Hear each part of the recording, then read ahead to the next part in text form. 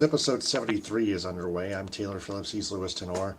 The the trade deadline's tomorrow, isn't it? 6 o'clock. 6 o'clock p.m. Eastern. Wow. Yes. So um, Which is 2 hours. there there have been there have been at least a few trades that happened already, but Yes. of course there are more to come.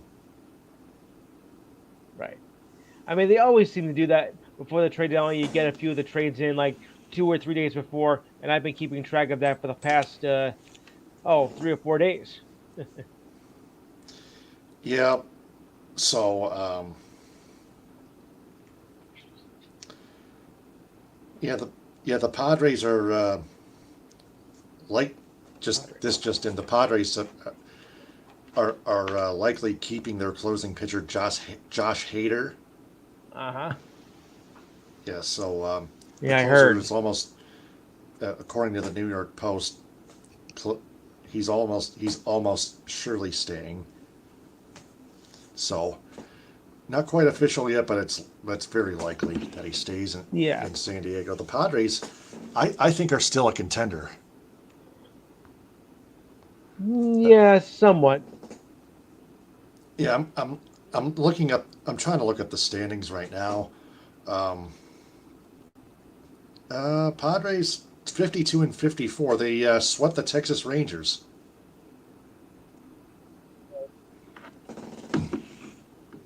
Hold on. Clear that crap. Okay. Yeah, the 52. Padres are 52 and 54. They swept the Texas Rangers. That's true. Now, the Rangers Well, going into that series last weekend were 60 and 43. They're 60 and 46 now, but wow, hmm, the Padres they played with heart at Petco Park against those Rangers. they do. 52 and 54, though. Well, it's still 2 games below 500. That might be a bit of a long shot, to try and make it. I mean, it's doable, but still, they got some work to make up on. Yep. It's a long shot. Yep, and then the AL Comedy Central is that Yeah. is just the AL Comedy Central. The AL Beast is just the AL Beast. Yes. Clearly the AL Beast. All teams are above 500 in that division. Yep.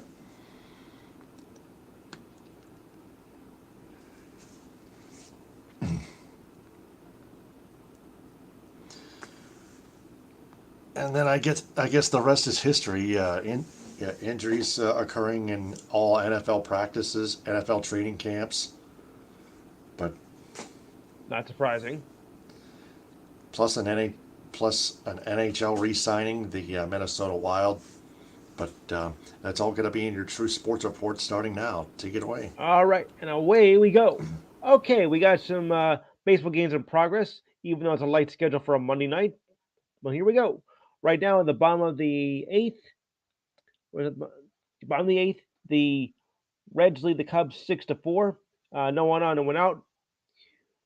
G-Boat is pitching, and Swanson is at bat, and we just have one strike already. Okay, also bottom of the eighth, the Astros lead the Guardians 6-2. Runners on first and second with one out. Norris is pitching, and Pena is at bat. Uh, this rain delay is still going on between the Padres and the Rockies, so nothing has happened of yet. But the starter is supposed to be Gomber for pitching and Kim at bat if and when this game begins. Games in progress. The Red Sox and Mariners are tied one apiece. At the top of the fourth, Kirby is pitching and Vertigo is at bat with nobody on, one out. Bottom of the fourth, the Giants lead the D-backs 2-0. Runners on first and second. Runners okay, it's 2-0 now with a runner on second and one out. Nelson's pitching and Crawford is at bat. The rest are all final as the Phillies beat the Marlins 4-2. Walker got the win, Scott got the loss, and Kimbrough got the save. The Nationals over the Brewers 5-3. Weems got the win, Haragu got the loss, and Fingren got the save. Rays beat the Yankees 5-1, much to my dismay. Glasnow got the win and Rio got the loss. It's sickening. The Orioles, they do it again, and they beat the Blue Jays in the Battle of the Birds, 4-2. Gibson got the win. Bassett got the loss, and Bautista got the save. The Orioles are not a joke, folks. Believe me, they are not a joke. And finally, the Angels over the Braves 4-1. Silith got the win, Morton got the loss, and Lopez got the save. Okay, so let's go to the standings right now, and it goes like this. All right. In the American League East, the Orioles, yeah, they did it again. They're 65-41. They have a game and a half lead over the Rays, 65-44. The Blue Jays are 59-48, 6.5 back. The Red Sox are 56-49, 8.5 back, and the Yankees 55-51, 10 back. This is not the Yankees that I expected to see this year. Ugh. Over to the comic tragedy known as the AL Central, the Twins 54-53, a half game over the Guardians 53-53. Tigers 47-59, 6.5 back. The White Sox 43-64, 11 back, and the Royals a pathetic 32-75, 22 back. Ugh, yuck. Okay, to the West, the Rangers 60-46. They have a game lead over their state rivals, the Astros, at 59-47. The Angels are 56-51, 4.5 back, still doable, modest. Seattle 54-51, 5.5 back, and the A's are still the A's at a disastrous 30-77. Oof. And yet it's not even August 1st yet.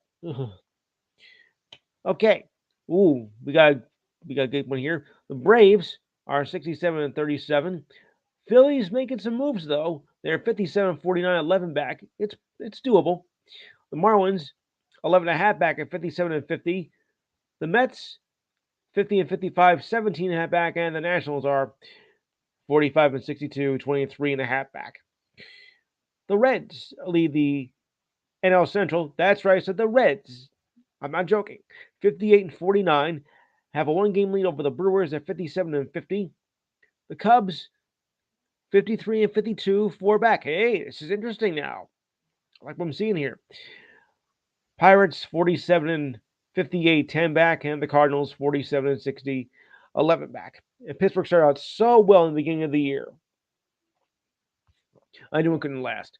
Okay, in the West. Okay, we got a battle here, guys.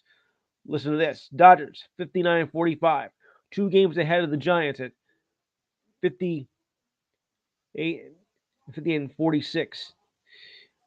The D-backs 56-50, 4 back. Padres 52-54, 8 back, possible. And the Rockies are 41-64, 18.5 back. So the West is looking pretty competitive now in the National League. So that'd be something to keep your eye on. And I think I keep my eye also on the NL Central here. Cubs are starting to make some moves here. Maybe they can take over the Brewers. Maybe. Remember, guys, we still have 8 weeks to go in the regular season. It's doable. Okay, so now we'll go to the schedule. Now we'll go to tomorrow's schedule. Oh boy. And it goes like this. A full slate of games tomorrow. The Phillies take on the Marlins at 6:40. 7:05 games are the Brewers taking on the Nationals. The Rays take on the Yankees. The Tigers take on the Pirates. 7:07, the Orioles take on the Blue Jays. 7:20, the Angels take on the Braves. 7:45, the Twins take on the Cardinals. 8:05, the White Sox take on the Rangers. The Reds take on the Cubs. 8:10, the Guardians take on the Astros. The Mets take on the Royals. Oh, this will be fun. 8:40, the Padres take on the Rockies. 9:40, the Red Sox take on the Mariners. 9:45, the D-backs take on the Giants. And 10:10, the A's take on the Dodgers. Oh, well. Yeah, Dan Sarah, a legacy of failure. Oh, no kidding. Ugh. That's a big joke if I ever heard one. All right. Oh, and we also have, of course, World Cup soccer scores I want to pass along as well. 33 minutes, 54 seconds, by the way, is that video. Oh wow. To prolong the agony. Oh yeah. All right. So now we'll go to the Women's World Cup. Zambia beat Costa Rica 3-1. Japan beat Spain 4-0. Australia over Canada 4-0. Canada, I think, still has a shot. No, I don't think they made it. And the Republic of Ireland and Nigeria played to a scoreless draw. Those two teams are definitely out as they finish. Ireland finished with an 0-1-2 record, and Nigeria 1-2-0. I'd say forget it. We have tomorrow's schedule ready, and I don't know about you, but I think that the timing for this game tomorrow with the U.S. is just flat out ridiculous. I'll explain. We got tomorrow's schedule, and there, if you're a night owl, good for you. If not, I don't know what to tell you. Portugal will take on the United States at 3 a.m. tomorrow morning. You guys can't be serious. Vietnam will take on the Netherlands at 3 a.m. 7 a.m. China takes on England, and Haiti takes on Denmark. What kind of an idiot would schedule a game at 3 o'clock in the morning? I know it's a big time difference, but still, 3 o'clock in the morning for the U.S. team? What are you people nuts? Is it overseas or something? It is. It's in the other part of the world, New Zealand, Australia. But still, 3 o'clock in the morning. Come on. That's why. I know, but the last two games were at least a decent hour, 9 o'clock. It's still in the same location. 3 o'clock. That is nuts. If I was in Hawaii, fine, because I would start at 10 o'clock. No problem there. But no. Okay. All right. So now on to the news of the day. Okay. So we got some hockey news to start off with.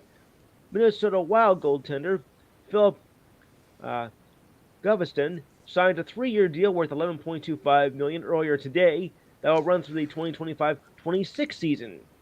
He posted a 22-9-7 record with 3 shutouts, with a goals against average of .210 at 9.31 save percentage in 39 games with 37 starts last season.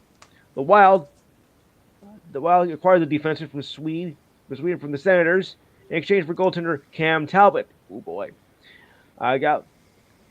Gustafsson is 32, 22, and 10 with a 9.20 save percentage in 66 games in 60 starts with the Senators and Wild.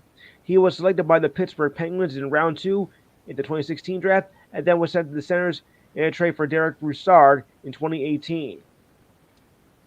Derek Broussard. For you Devils fans out there, defenseman Kevin Ball signed a 2-year deal worth $2.1 million earlier today. Last season, he had 2 goals and 6 assists in 42 games, but also had 35 penalty minutes. Well.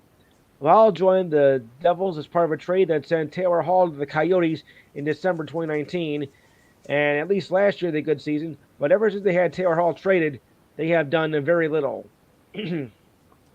Okay.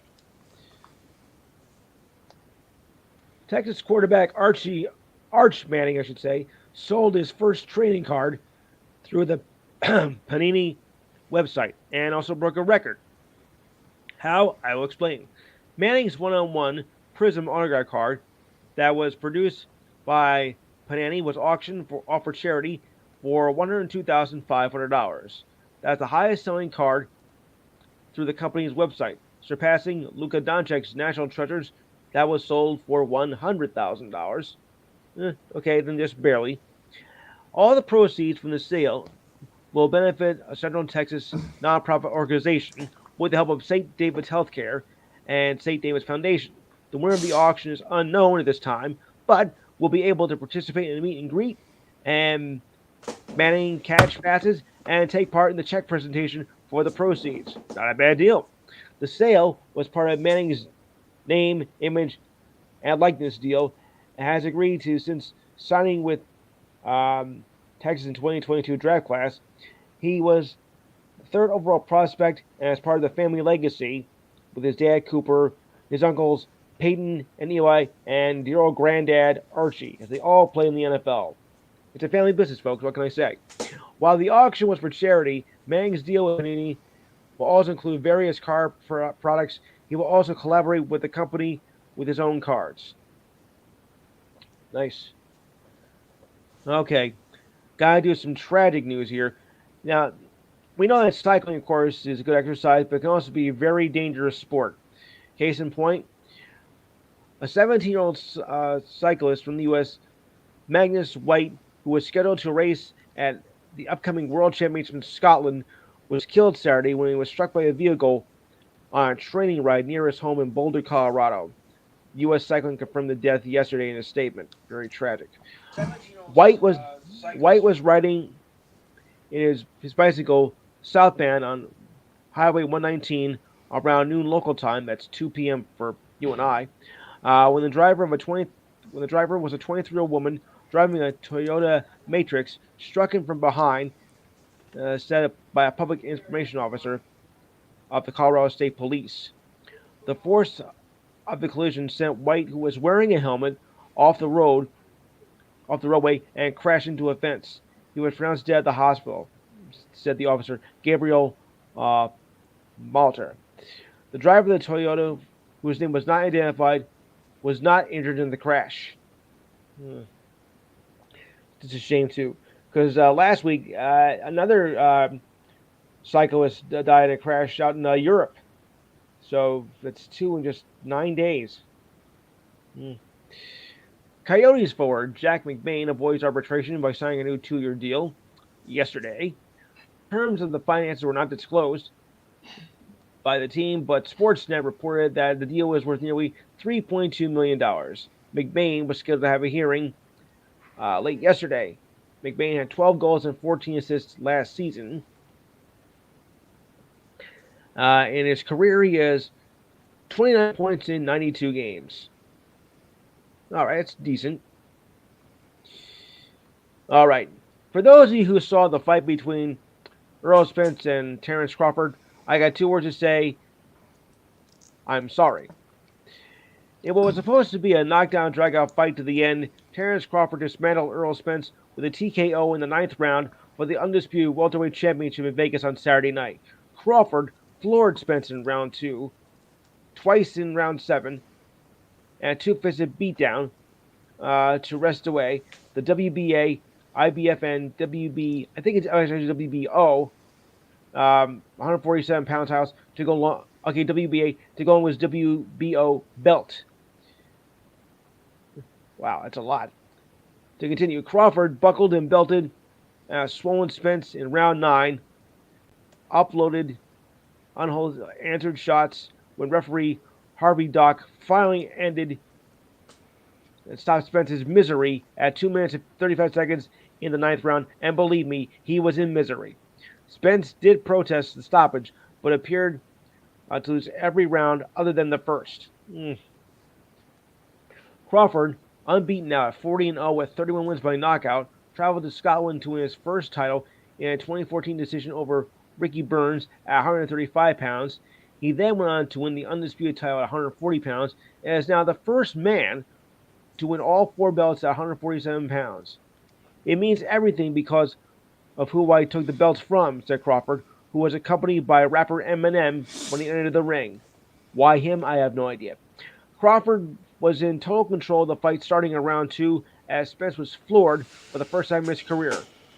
Crawford used a left hand to Spence's body that sent up a southpaw jab for a flash knockdown.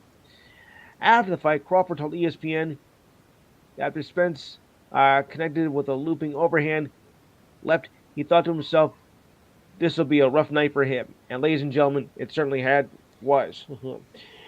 And indeed, it was though Spence never stopped coming with a southpaw jab. He was cut over in the right eye in round 3, barely landed a punch of consequence in round 3, and was just out of it for the rest of the fight. Spence is now 28-1 with 22 knockouts. Still not bad, but believe me, it was not the fight everybody expected. I saw the fight on a streaming service from the 5th round on, and Spence just looked awful. I don't know why they didn't stop the fight any sooner. Okay, got some news on LeBron's son, Bronny James. The eldest son of LeBron looks to be his old self again, as posted in a video, he was playing piano in a video posted by his dad, just 4 days after going into a cardiac arrest during a basketball workout on the campus of USC. He played a brief melody in front of his family and smiles and gets up, not speaking in the video on his dad's Instagram account. The video does not indicate where or when the video was shot. I'm sure it had to be soon. A man of many talents, LeBron said in the background, finishes playing with his two younger siblings looking on. Later, TMZ posted photos of Ronnie and his family at an Italian restaurant. The pictures were taken on Friday night. They ordered a bottle of red and a bottle of white. Never mind. Oh boy, I had to do it. Sorry. Okay, well, just to show you that records are made to be broken, another one of Michael Phelps' records goes down as Katie Ledecky won the women's 800-meter relay to retain her title and surpass Phelps with a 16th individual gold medal at the World Championships.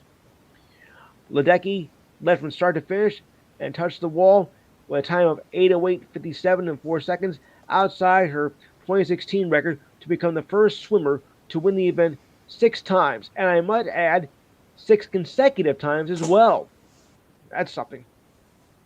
This was her second win at the World Championships, along with winning the 1500 meters, giving her 21 gold medals overall.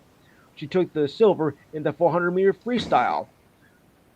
But that winning the 7th quickest time she ever swam was not quite good enough, even in her favorite event. How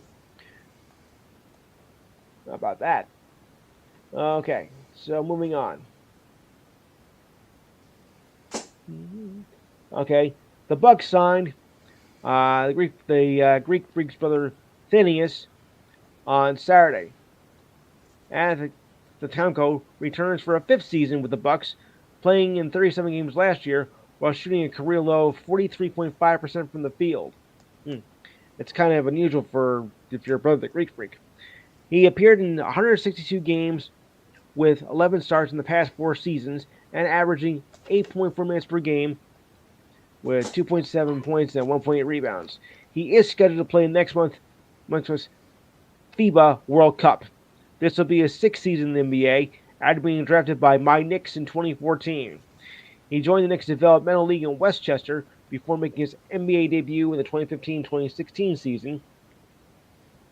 Then he played 3 seasons in Europe before joining his younger brother Giannis with the Bucks.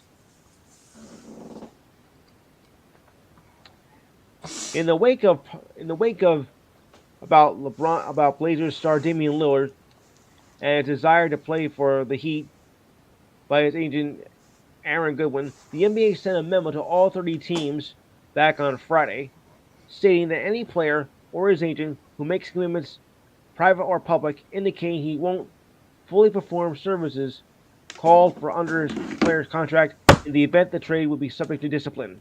The memo was obtained by ESPN, said the league, interviewed Lillard and Goodwin in the wake. In the wake of ESPN, reporting earlier this month that Goodwin called other teams and warned them against trading for Lillard because he would not be happy anywhere other than Miami. Goodwin also said multiple outlets that his client only wants to play for the Heat. The league said in a memo that Goodwin denied starting or indicating that Lillard would refuse to play for them. It went on to say the relevant teams provided descriptions of their communication with Goodwin that were mostly, but not entirely, with Goodwin's statement to us. Lillard and Goodwin have also told the league he would fulfill his contract regardless of where he was traded. Yeah. The Ottawa Senators signed Vladimir Tarasenko to a 1-year, $5 million deal back on Friday. A 6-time 30-goal scorer, the winger was one of the most notable names in free agency. He was in the last year of his 8-year deal worth $7.5 million per season, which is pretty hefty. Tarasenko, who scored 18 goals and 50 points in 69 games last season, and previously spent his entire career with the Blues, a team that drafted him 16th in 2010. He was part of a core that featured Ryan O'Reilly, Alex Pietrangelo, and Braden Schwinn, among others, that helped the Blues win their first Stanley Cup finally in 2019, and well deserved, I might say. In recent years, there has been a certain amount of friction between Tarasenko and the Blues, created the belief that he could move on, or he could be moved, which is what happened after he was traded to the Rangers around the trade deadline. Before the trade, Tarasenko scored 10 goals and 29 points in 38 games before scoring 8 goals and 21 points for the Rangers in 29 games. His arrival, coupled with the trade that brought Patrick Kane, that further amplified the Rangers' playoff expectations. Tarasenko scored 3 goals and 7 points in the playoffs before losing to their rival Devils in the first round, and all the Devils fans were happy. His future was in doubt after his future was now being that the Rangers had little cap space and Tarasenko was pending as a free agent.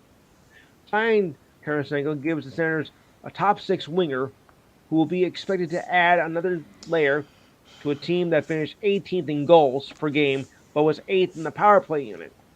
Tarasenko comes to the Senators weeks after trading Alex DeBrincat to your Detroit Red Wings.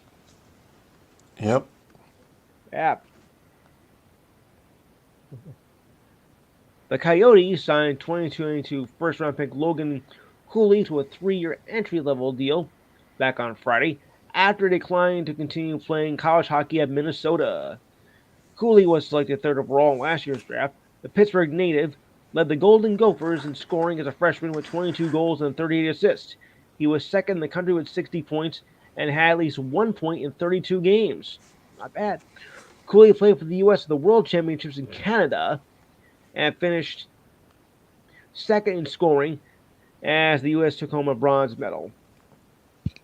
Cooley had announced he would return for the Gophers during the 2023-24 season.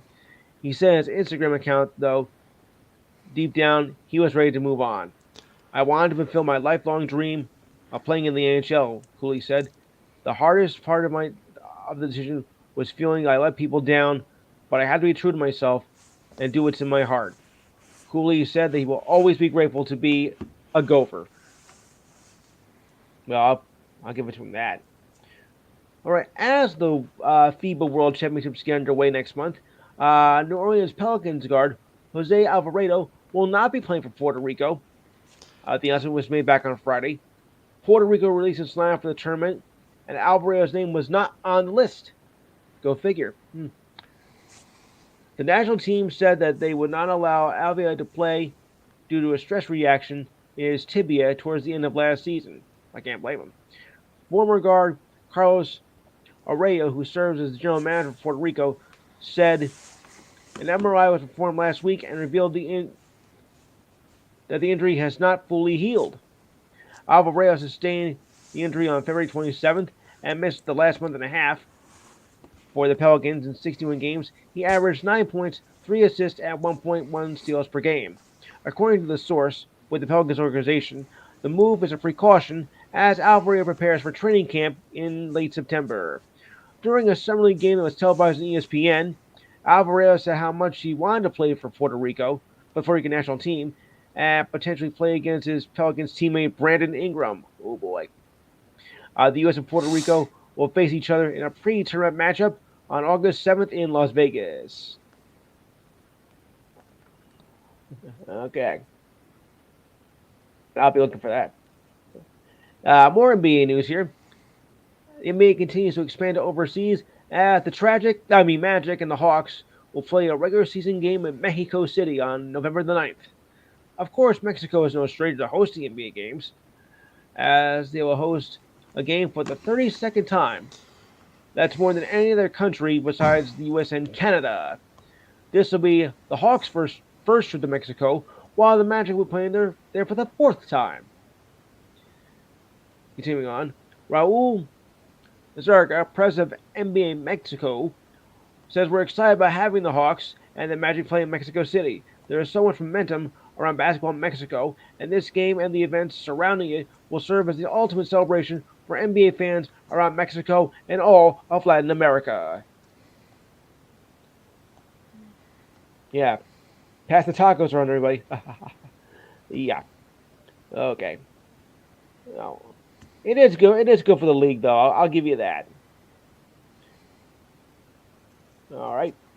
Um, oh, and for the ridiculous deal of the day, Celtics guard Jalen Brown wants to do more than just win a title after landing the richest deal in NBA history, which comes out to an unbelievable, ridiculous $307 million. That's right, 307 million. I don't believe it. Um, Thursday, after the signing of the contract that will keep him in Boston for the next 5 seasons, he has made it clear that the next stage of his career is not, I repeat, not just about money. I appreciate the investment and commitment that will be felt for me here in Boston, on and off the court. Though Brown has been eligible for a supermax extension since July 1st, he said he felt the negotiations were straightforward in the process. From my standpoint, they understood where I came from, and it was all meeting in a place where it made sense for everybody, Brown said.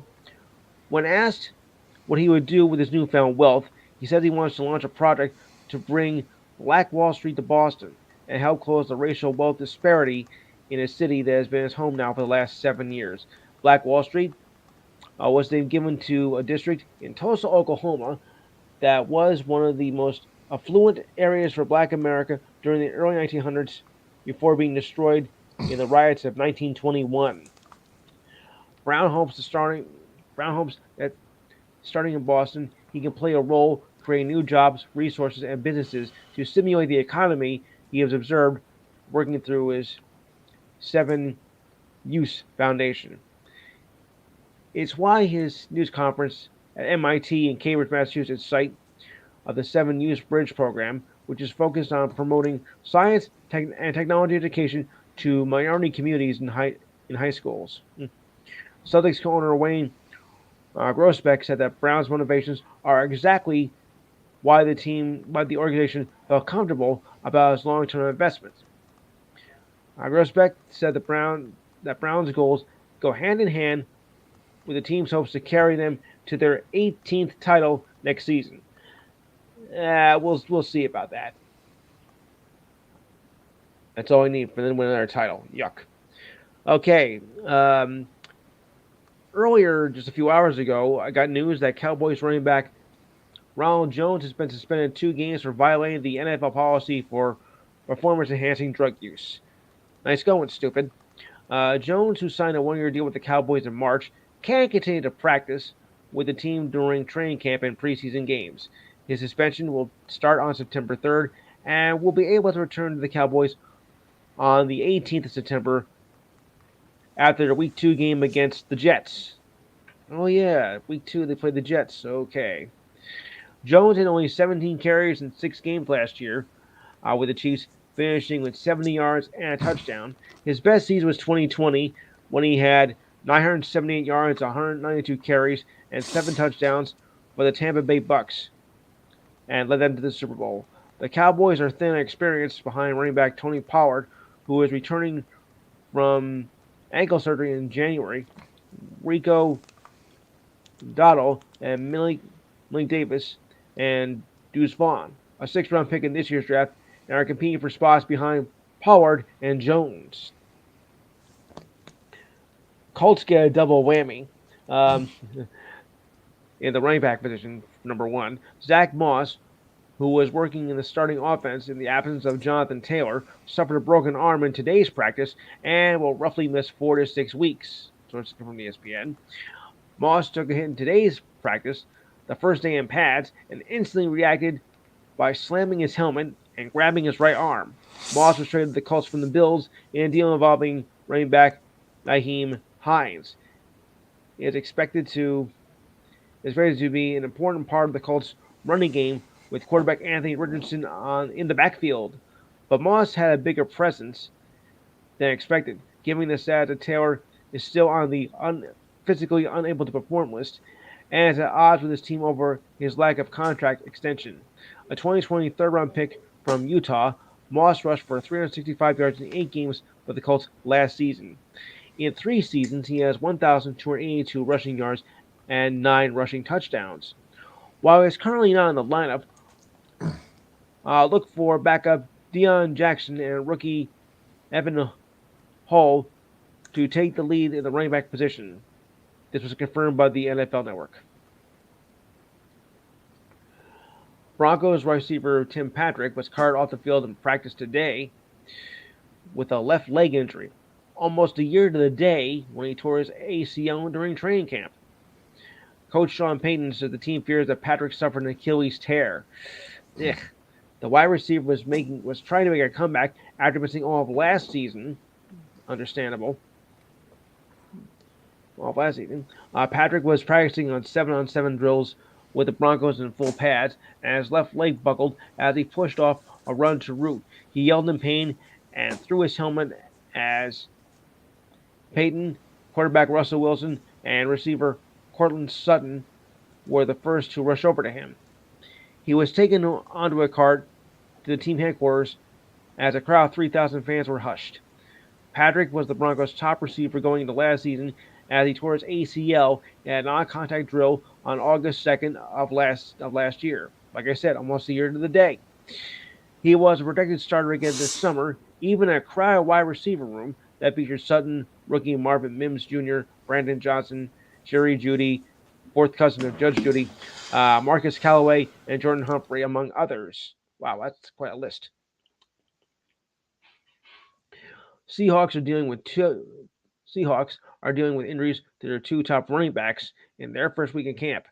Starter Ken Walker, the third, is consistent week to week due to a groin injury that has kept him out of the last three practices, said by Coach Pete Carroll yesterday after their fourth practice. Okay. Meanwhile, second rookie pick, Zach Charbonnet missed his second practice with shoulder discomfort. Carroll answered the affirmative when asked if Walker was week to week. Because it's a groin issue, we want to make sure, Carroll said, that he doesn't feel bad. It's not a terrible injury or anything like that. We just don't want to aggravate the injury now and make something that lingers into through camp. Walker finished second in the AP Offensive Rookie voting of the year last season after rushing for 1,050 yards and 9 touchdowns. The Seahawks drafted Charbonnet in the second round, 52nd overall. Carroll said he did not offer a certain timeline, saying we will take time to figure it out. It just came out of nowhere, said Carroll. He did not get hit or anything like that. Just all of a sudden, he started to feel something. So for now, we're just being cautious with him. You can never be too cautious, folks.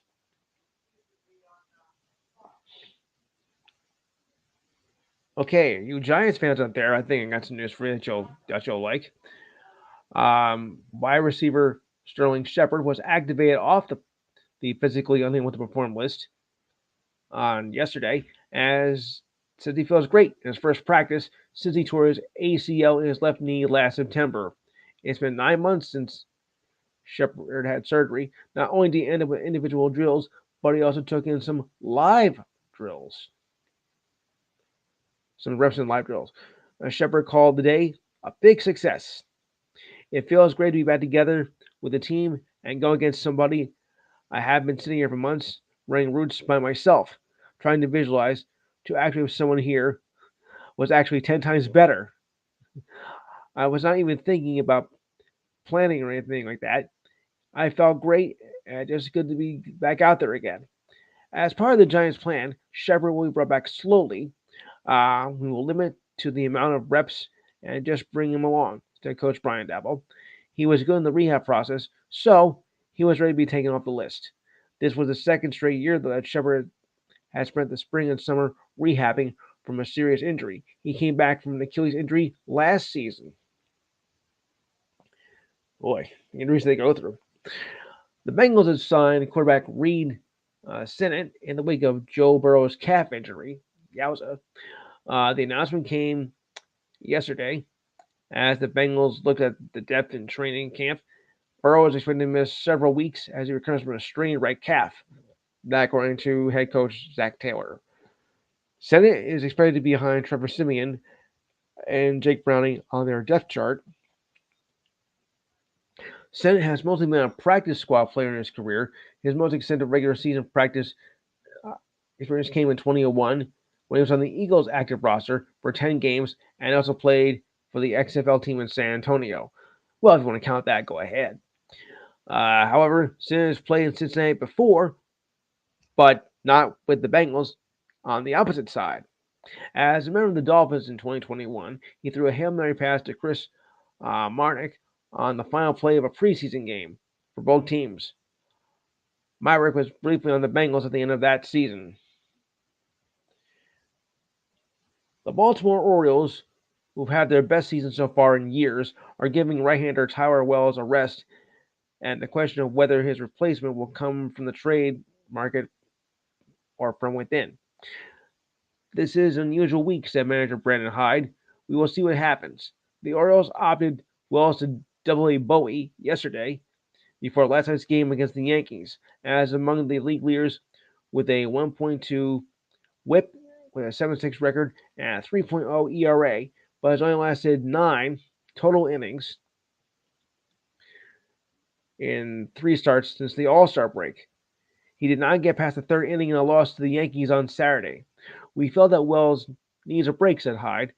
He was the league leader with whip because of his command and lack of walks. His only issue was giving up solo home runs from time to time. But really, 3 of his last 4 starts have not been what the Orioles have expected.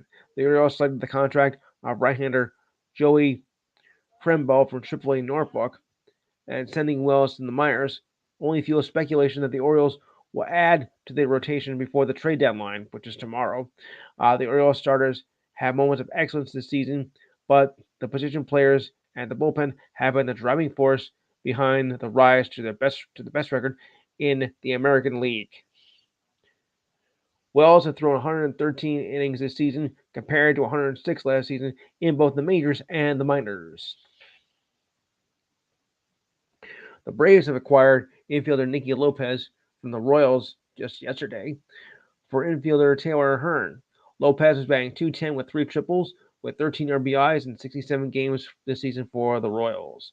In 5 seasons, all with the Royals, he has a career 248. He's a career 248 hitter with 5 home runs, 119 RBIs, 15 triples, and 40 steals.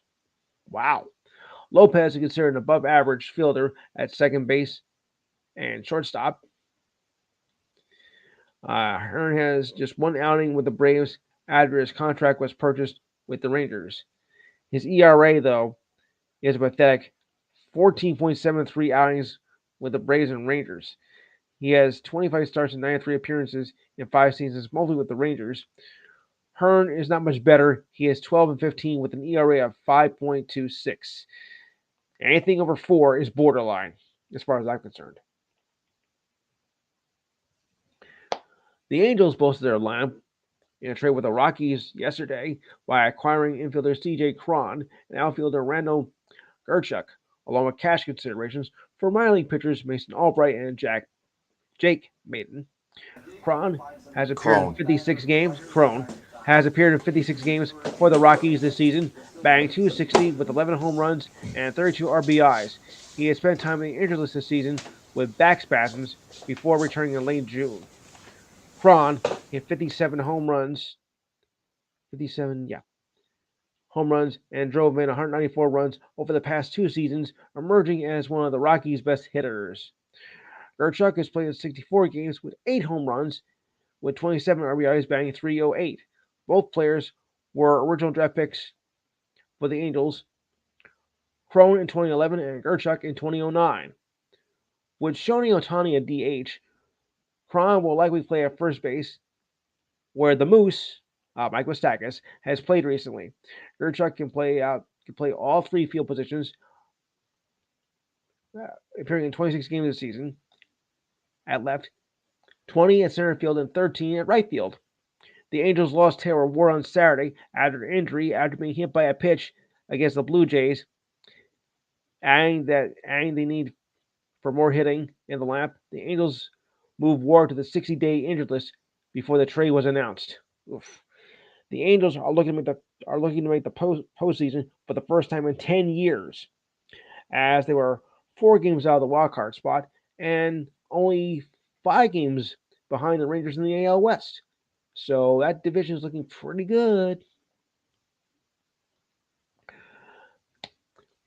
Colts running back Jonathan Taylor, who requested a trade before camp reported for back pain during his pre-training camp physical that was deemed from an injury that was not sustained while playing for the Colts. The situation now has them considering whether to place Taylor on the non-football injury list that could result in the Colts withholding his salary.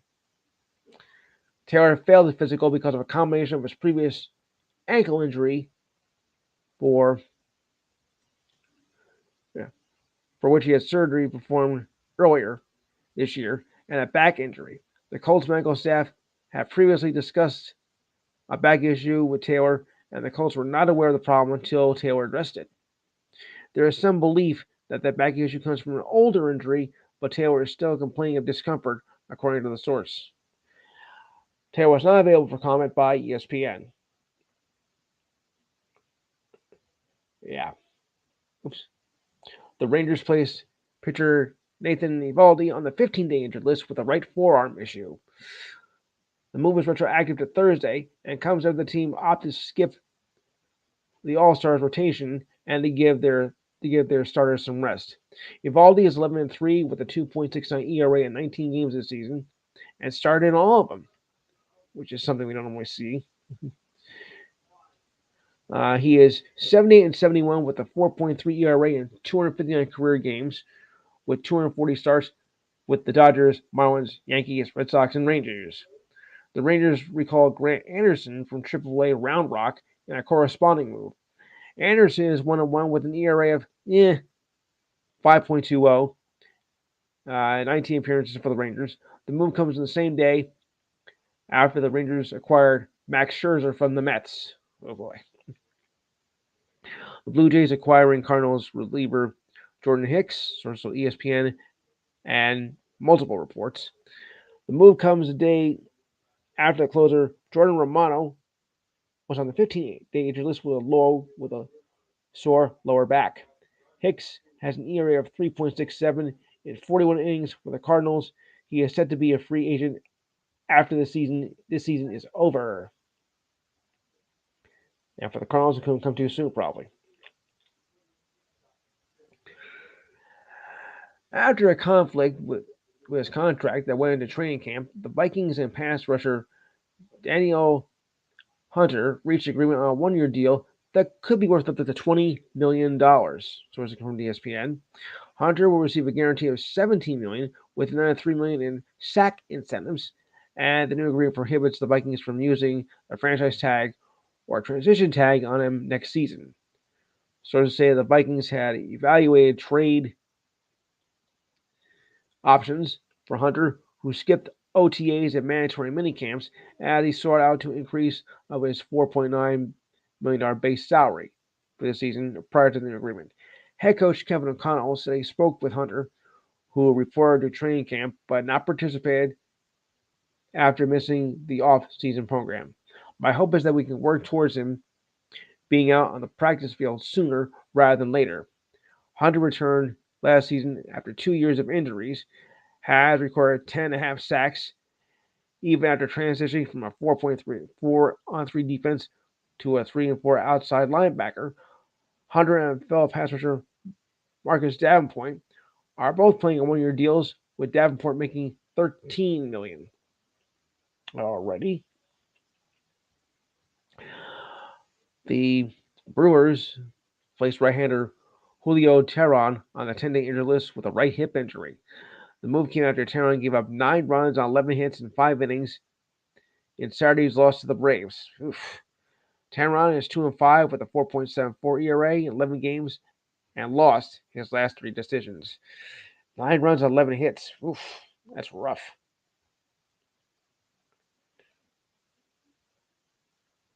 As I mentioned about Taylor Ward, here was what actually happened with that injury. The outfielder was taken to a local hospital in Toronto for tests after being hit by a pitch from Blue Jays pitcher Alex Mahon in the 5th inning on Saturday night. Angels manager Phil Nevin said he was planning to visit Ward in the hospital after the game as the Angels lost 6-1.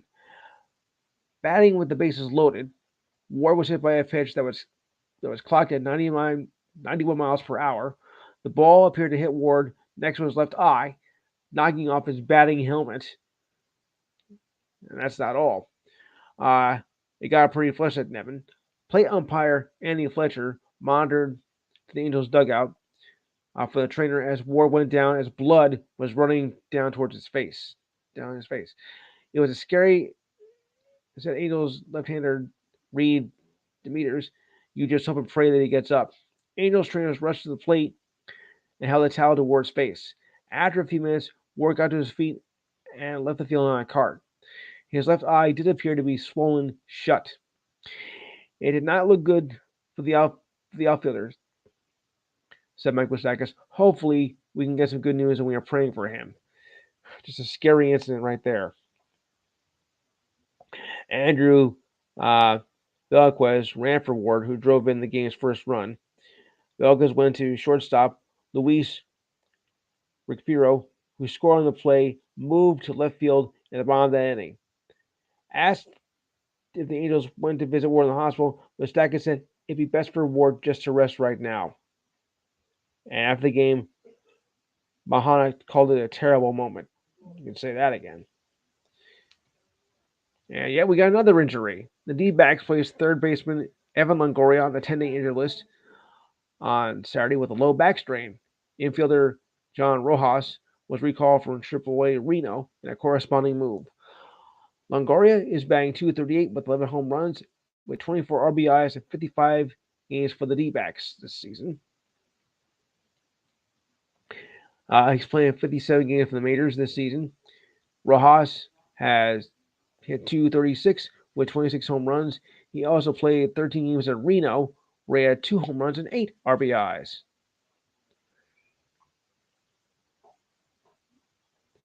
All right. Arizona Cardinals cornerback Kyle Murray says he does not have a timeline for his return from his ACL injury that he suffered on December 12th, but is taking his rehab and approach one step at a time. Murray met with the media for the first time since December 7th, 2022, days before the injury against the Patriots in Week 14 Monday Night Football. He is improving daily while also learning new offense in the classroom by taking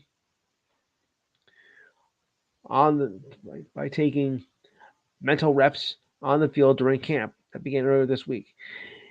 Even though it's a goal of his, Murray does not think he'll be ready for Week 1 training camp. Week 1 of the regular season, that is. Obviously, the competitor that I am, I do not want to miss any time. Murray said, it's not only in my mind, but we're not even in August yet, so I'm taking this day by day. Murray is not sure how much practice time he will need to get ready once he returns, because I never dealt with this before. He's been ramping up and running and to the point where he can cut. Getting to this point has not been easy, said Murray, as he continues to navigate mental hurdles through his rehab. He needed a physical therapist to bend his knee for the first time because he was too scared to do it alone. Understandable. There has been some hesitation whether he reached a new milestone, such as in the weight room, where he was hesitant anytime he did anything new, including the first time he jumped. Murray does not believe he has fallen behind, leading the Cardinals' new offense despite missing OTAs and part of training camp. Part of his new adjustment to a new offensive coordinator, Drew Pearsing's scheme, has become more comfortable with the longer play call. It's been a lot more wordy than we've been used to, but it's getting there, said Murray. Murray said the first 2 weeks after he suffered the injury over 7 months ago was, well, hell, pretty much. It was the first time he experienced an injury with that kind of pain. Once the pain set in after surgery, Murray said it was something no one could have prepared for. It was tough for him to sleep, not being able to move. He was not ready for someone to take care of him during the early stages of the injury, as he was immobile. Once you go through it, you have gone through it. If you don't know what to expect, he said, so get better every day. Yeah. The Dolphins agreed to a contract with free agent cornerback Eli Apple. sources confirmed to ESPN. Apple was first round selected for the Giants, had started 30 games for the Bengals the past 2 seasons. Dolphins coach Mike McDaniel told reporters that Miami will be in the market for a vet in the defensive backfield. Cornerback Jack Ramsey's knee injured earlier this week, and Apple fits the bill. Max Scherzer heads to the Texas Rangers from the Mets. This was done on Saturday. This will fortify the rotation for a World Series run. The dismantling of the Mets continues, sources of the situation to ESPN. With the tentative deal that was struck early in the day, it was contingent on signing Scherzer, waiving his no-trade clause. Just one day after expressing frustration over the Mets of closer David Robertson, Scherzer approved the deal to the Rangers. To the Rangers, who are now at 60-40, who are 60-44 at the time of this report, and were 2 games ahead of their state rivals, the Astros. The Mets are expected to send cash along with Scherzer and will receive prospects from the Rangers, who have one of the top minor league systems, according to sources. Scherzer joined the Mets before the 2022 season, and when he was on the mound, he thrived with a 2.29 ERA in 145 innings with 23 starts. The Mets also signed Justin Verlander over the winter and came into the season with a top payroll of $350 million and were looking for the first time in 37 years. The Mets never found their footing, as at the time of this report it was 49-54. That has now changed, and they are still on fourth in the NL East and are still at 17 games behind the Braves. And we were expecting them a lot more from them this season after a spectacular 102 win season last year. And I don't think the Mets are done with the trades either. At least I don't think so. It's just been a disheartening season for Mets fans. Okay, for Commanders fans, I got some news for you. After about 3 hours before the Washington Commanders began practice, something unusual at the facility happened as fans were waiting in line to watch them. The small handful turned to 10,000 fans, something that has not happened to this team in the last 10 years. Go figure that. The highlights of the new excitement since a group led by Josh Harris bought the team from Dan Snyder, who has owned the team since 1999. The Snyder era was high by more off the field than on field success and caused an erosion of the fan base. In light of the last 3 seasons, it was incredible, Coach Ron Rivera said on Saturday. To see them come out on force today, that was excellent, and our players really appreciate it. I know the ownership really appreciates it, as well with renewed interest. Team officials say they are close to a sellout as they open the season up at home against the Cardinals on September the 10th.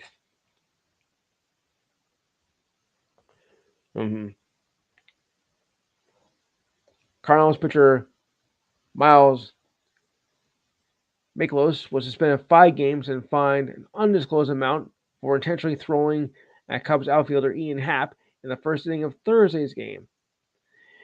Mikolas was appealing the suspension through his discipline and will be held in absence until the process plays out.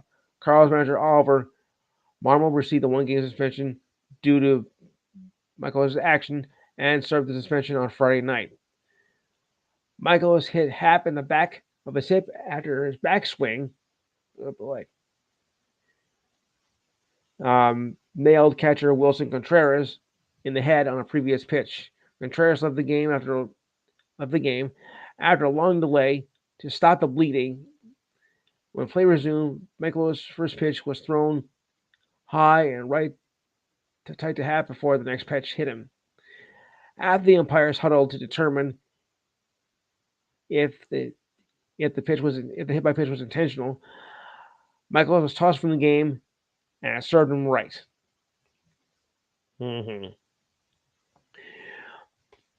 Free agent running back Zeke Elliott was scheduled to make a visit to the Patriots on Saturday.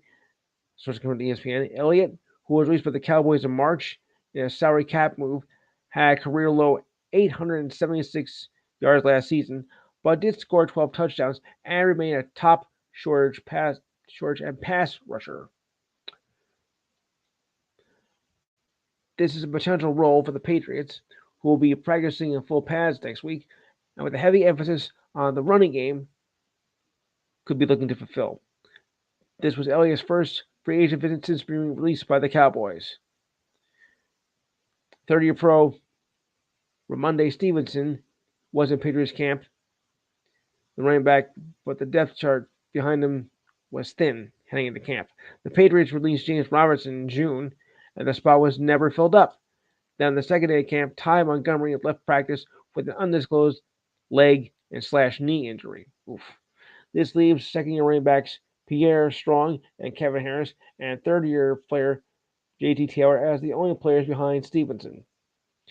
Last week, they were host to free agents Leonard Fournette and Darrell Henderson.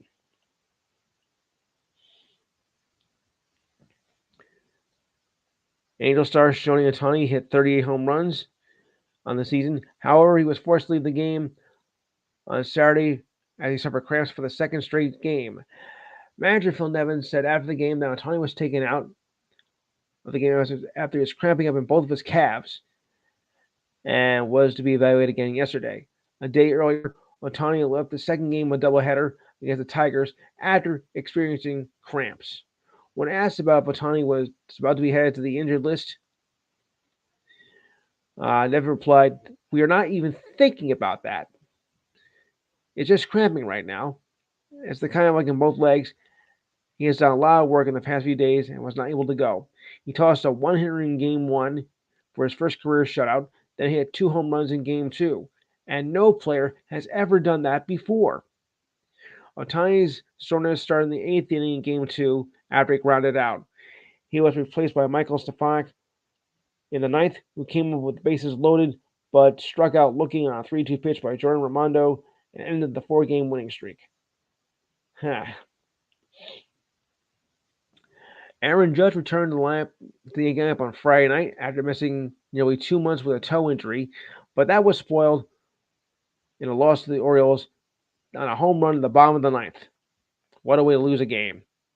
It was Judge's first game back since the injury on June 3rd when he crashed into the right field fence while making a spectacular catch against the Dodgers. The defending American League MVP walked 3 times and lined out in his only other at-bat, and at that time trailed the Orioles by 9 games. Judge was reinstated on Thursday, though not at 100%. He was still healthy enough to play on Friday night. Judge played a simulated game on Wednesday at the complex in Florida before returning to New York. Last Sunday, he faced live pitching at the stadium for the first time since the injury. Manager Aaron Boone said Judge hit a home run in a simulated game on last Tuesday, in Tampa. He also played the field and ran the bases. Judge played DH, hit second in the lap. Boone said he could have played in the field, but that is a day-to-day decision.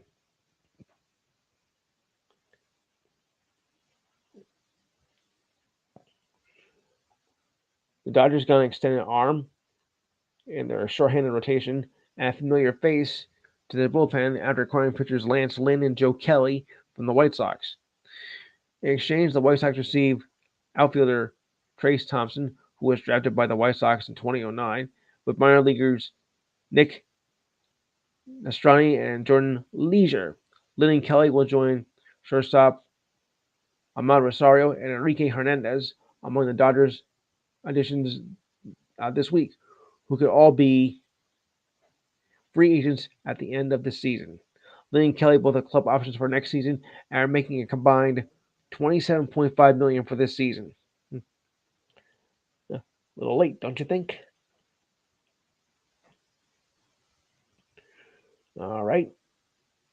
Let's see if there's anything else. Okay. Free agent running back Dalvin Cook was in New York over this past week and sounded hopeful about signing with the Jets. We can only hope. I think the odds are very high, Cook said on the NFL Network program Good Morning Football. I think we're in a position of a team that is building something special, and I want to be a part of something special as a player. I wanted to add to whatever was going on. I think the possibility is high right now, and getting things done.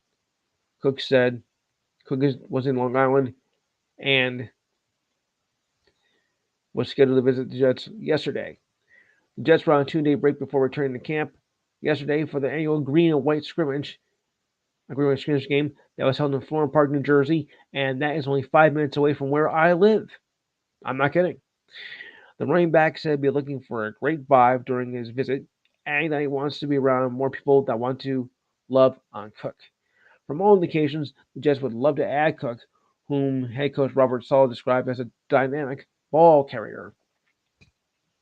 At some point, though, Cook will have to take a physical, and the Jets want to check on his shoulder that was repaired in the offseason. However, the Dolphins and Patriots also have reported interest in signing Cook, but Cook does not have any visits scheduled for either team, adding that they will reevaluate him after he meets with the Jets. A source told ESPN that Cook was in talks with the Dolphins for a possible visit. Cook said the possibility of playing for his hometown Dolphins would be so much to him just a Cinderella story. I'm trying to go through it one step at a time, and the Jets are at the top of my list, so let's go check the box. I'll give you a box. 49ers quarterback Brock Purdy returned to practice on Friday, well ahead of schedule, after having right elbow surgery on March 10th. But to Purdy, the team and his teammates, his presence under center was starting offense on day 2 of 49ers training camp came as no surprise. I never jumped ahead of the schedule or tried anything out of the ordinary, Purdy said. We had great advice from the professionals along the way, and slowly we got to where we were at. By that, Purdy said that on Friday. We had a great advice from professionals along the way, uh, and still have a plan to continue to carry out. It's not we made through practice is over, but we still have work to do. Purdy's recovery from a torn ACL that suffered in the NFC title game to the Eagles in January is still not complete. For now, he is practicing every 2 of 3 days, but there is little doubt that Purdy will be ready for the September 10th opener against the Pittsburgh Steelers.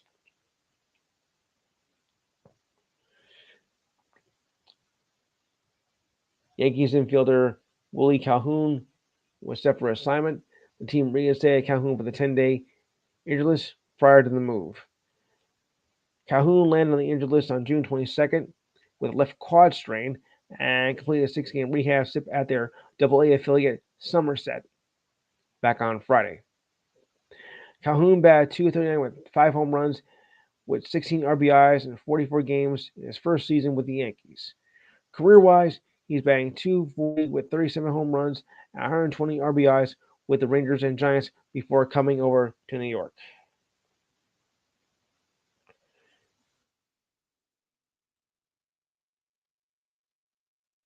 And I think I'll just do one more note here. Those Mets are really doing awful. Oh boy, are they ever? Oops. Okay. Colorado is leaving the Pac-12 to return to the Big 12 after the 2023-24 season, as the school formalized their future back on Friday. The Board of Regents voted unanimously in favor to move during a video conference, completing the final step in the process that 24 hours has been just a formality. The departure will coincide with the end of the Pac-12 TV deal that expires at the end of this season, meaning Colorado won't have to pay an exit fee. Thank goodness. Colorado is expected to rejoin the Big 12 on a prorated basis, which is an average of $31.7 million TV revenue over the course of the league's deal starting in 2025. Athletic Director Rick George and Chancellor Phil DiStefano, who spoke to reporters at a news conference on Thursday to express a desire for stability, but also spike about the draw of completing in 3 different time zones and for national TV exposure that they will get from Fox, ESPN, and other outlets. George said the university considered athletes traveling less and playing in more favorable time slots and still return to campus earlier from road games. It's another blow for the Pac-12 as they lost UCLA and USC to the Big Ten in 2024, aimed at a contracted process for a new TV deal. Oh boy, the things people will do these days. So we'll check the scores here, the remaining scores that is, and it goes this way. Top of the fourth, it is. Let me just redo that here. All right, for the late scores, top of the fourth, the Rockies and Padres are still scoreless, but there are runners on first and second. Gomer is pitching and Machado is at bat. Top of the eighth, the Mariners leading the Red Sox 2-1. 2 outs and nobody on. Sadudo is pitching and Devers is at bat. In the middle of the eighth, it's the D-backs and Giants tie at 2. Confero is pitching. Due is Confero, Flores, and Peterson. And all the rest are final. Okay, on that note, I'll turn it back over to you. All right, that's episode 73 of True Sports. We'll be we'll try to keep our eyes on the trade deadline. We'll try to have a post trade deadline as soon as we can, like Wednesday at 11:30. Or wait, All right. Actually Friday. No, wait. Shrine. Tomorrow at 10, actually. All right. All right. Well, on that note, for Lewis, I'm Taylor. Good night, everyone. Good night, folks.